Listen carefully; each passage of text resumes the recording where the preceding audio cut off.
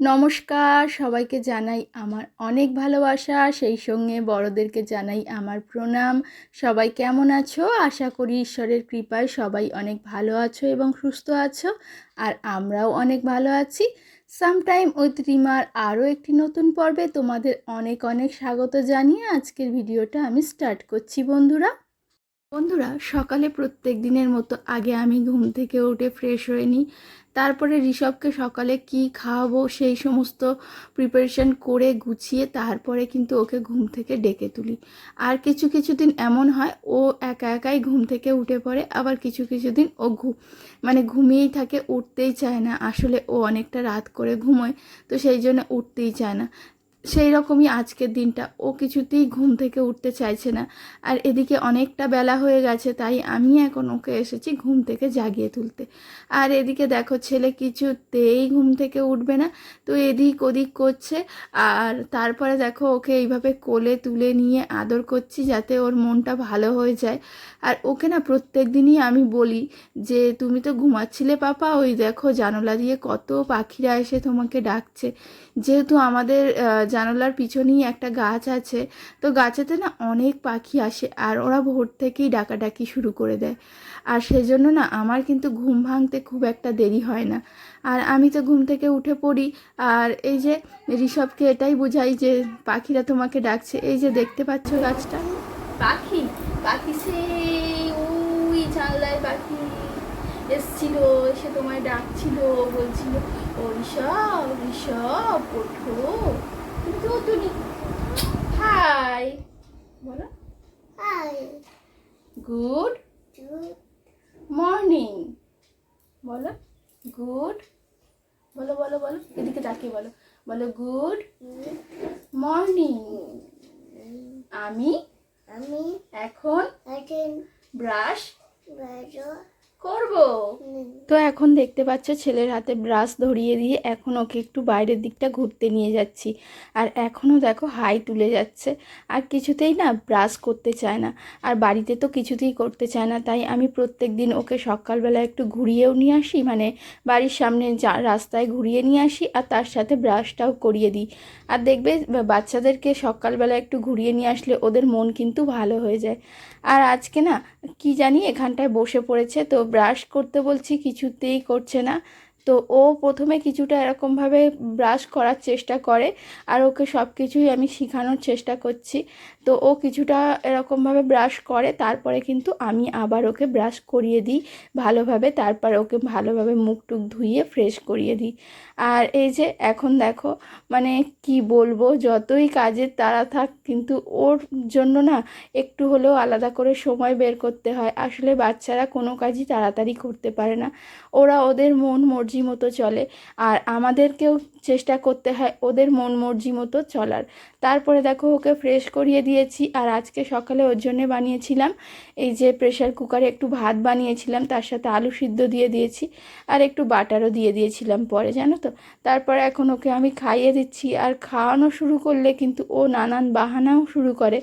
আর ওকে আজকে কিন্তু বলছি যে রাক্ষস এসেছিল রাত্রেবেলা, এই সমস্ত গল্প করতে করতে ওকে খাইয়ে দিচ্ছি। আর আজকাল টিভিতে ভূত এই সমস্ত জিনিসগুলো দেখে এই সব জিনিসের প্রতি ওর একটা কেন জানি না, মানে একটা নেশা তৈরি হয়েছে বলতে পারো। আর ভূতের গল্প শুনতে আমরা কিন্তু প্রত্যেকেই ভালোবাসি। ওকে সেই অর্থে ভূতের কোনো জিনিস দেখানো হয় না, কিন্তু একটু তো বাচ্চা মানুষ না, মানে কিছু তো একটু দেখিয়ে ভয় পাওয়াতে হবে। তো কোনো কিছুকে দেখেই তো ভয় পায় না, আর কাউকে দেখেই ভয় পায় না, আর আমাকে তো ভয় পাই না। কিন্তু চেষ্টা করি যাতে একটু শাসন করলে ভয় পায়। যখন খুব বেশি বকাঝকা করি তখন একটু শাসন করলে ভয় পেয়ে যায়। আর এখন দেখো খেতে খেতে বেসুম লেগে গেছে, তো ওর বাবাও এসেছে, তো ওর বাবাকে একটু ওকে হাসানোর চেষ্টা করছিল। তো এই যে এখন নানান রকমভাবে ভুলিয়ে ভুলিয়ে ছেলেকে খাইয়ে দিচ্ছি। তারপরে দেখো ছেলেকে খাইয়ে দিয়ে আগে আমি চলে এসেছি বিছানাটা গুছিয়ে নিতে। আর এদিকে দেখো জানালাটাও গুছিয়ে নিচ্ছি, জানো তো। আর জানালার পর্দাগুলো খুলে দিচ্ছি, তার কারণ এই গত দুদিন এত প্রচণ্ড পরিমাণে গরম পড়েছে কি বলবো। আর ভোরের দিকে জানালাগুলো বন্ধ করে দিই এই কারণেই, মানে বাইরে ঠান্ডা বাতাসটা লাগলে আবার ঋষভের শরীর খারাপ হয়ে যাবে, তার সাথে আমাদেরও। তার কারণ রাতে কিন্তু প্রচণ্ড গরম থাকে, আর ভোরের দিকে না এখন বাইরে কুয়াশা পড়তে শুরু করেছে। আমাদের এই দিকটাতে যদিও অতটা কুয়াশা পড়ে না, একটু ফাঁকা জায়গার দিকে গেলে এই জিনিসটা লক্ষ্য করা যায়। আর ঘরে সেই জন্য ভোরের দিকে জানলাটা উঠে আমাকে বন্ধ করতে হয়। আর এখন মশারিটা তুলে দিচ্ছি। আর দুপুরেও এত মশার উপদ্রব হয়, তো সেই জন্য মশারিটা আর ওই ভালোভাবে গুছিয়ে ভাঁজ করে তোলা হয় না, এইভাবেই রেখে দিই।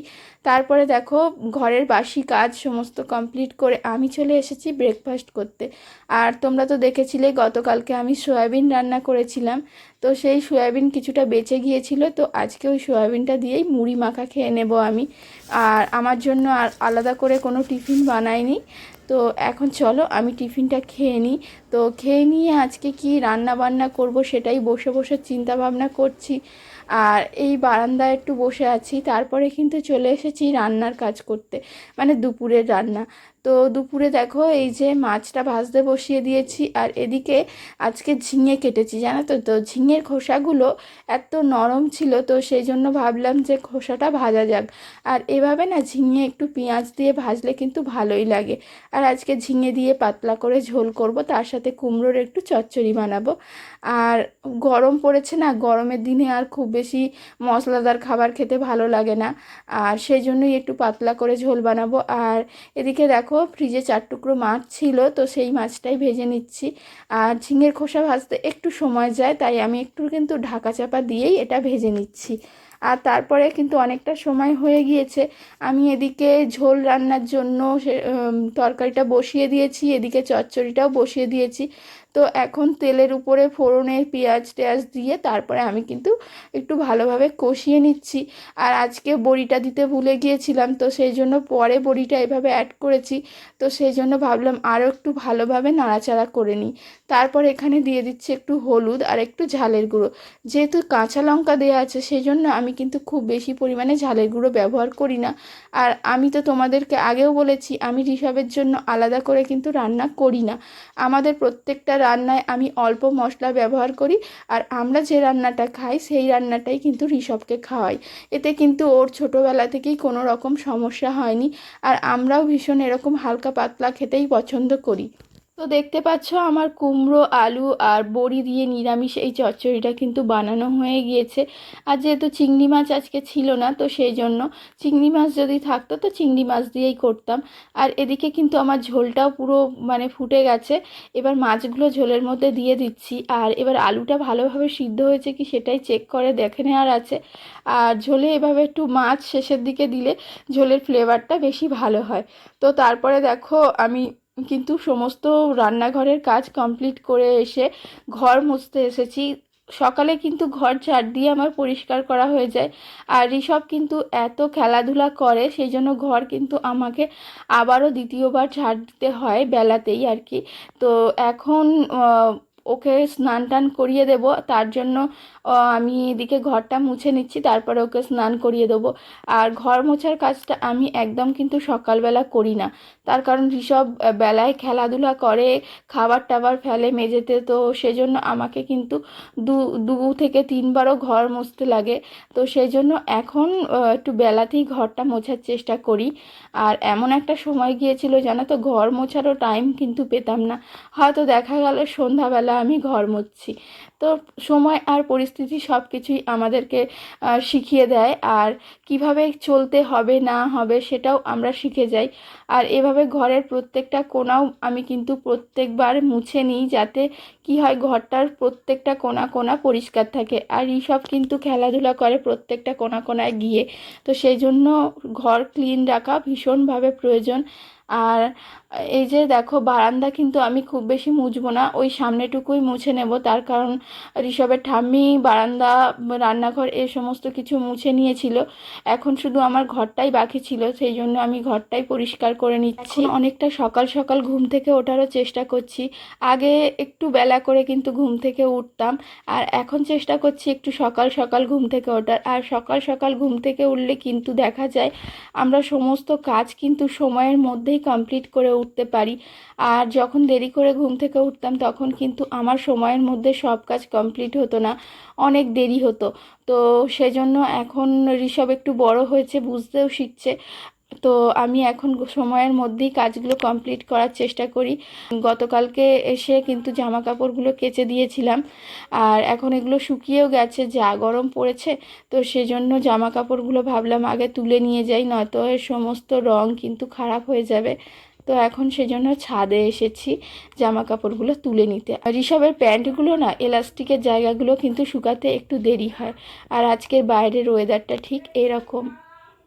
বন্ধুরা, ছাদ থেকে এসে কিন্তু আমি ঋষভকে স্নান করিয়ে নিজেও স্নান করে নিয়েছি। তারপরে কিন্তু দুপুরের খাওয়া দাওয়াও আমি করে নিয়েছিলাম। বন্ধুরা, আজকের ভিডিওটা তোমাদের কেমন লাগলো? যদি ভালো লেগে থাকে তো অবশ্যই একটা লাইক এবং কমেন্ট করতে ভুলো না।